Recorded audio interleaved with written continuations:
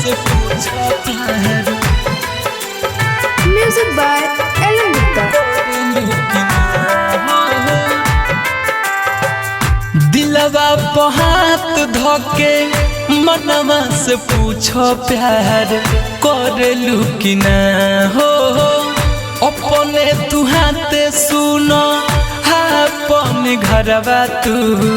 उजारेलू कि ना हो अपन घरवा तू उजारेलू कि ना हो दिलवा पे हाथ धोके मनवा से पूछो प्यार करेलू कि ना हो अपन बनावल घरवा अपने तू हाथे तू जारेलू कि ना कबो कोरबे में बीतत रहे रात हो अब तू बनेलू अनजान कबो कोरबे में बीतत रहे रात हो अब तू बनेलू अनजान मनवा से पूछो प्यार मिक्स बाय रजनीश जेके। करेलू कि ना हो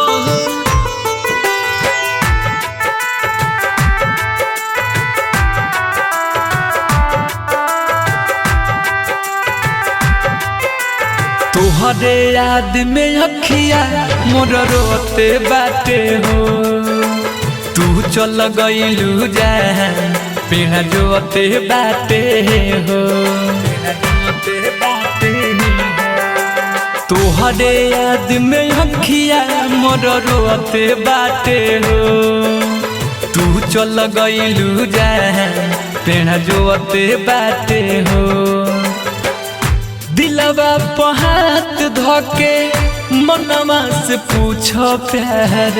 करेलू कि ना हो अपने तू हाथे अपन बनल घरवा तू उजारेलू कि ना कबो कोरबे में बीतत रहे रात हो अब तू बनेलू अनजान कबो कोरबे में बीतत रहे रात हो अब तू बनेलू अनजान मनवा से पूछो प्यार करेलू कि ना हो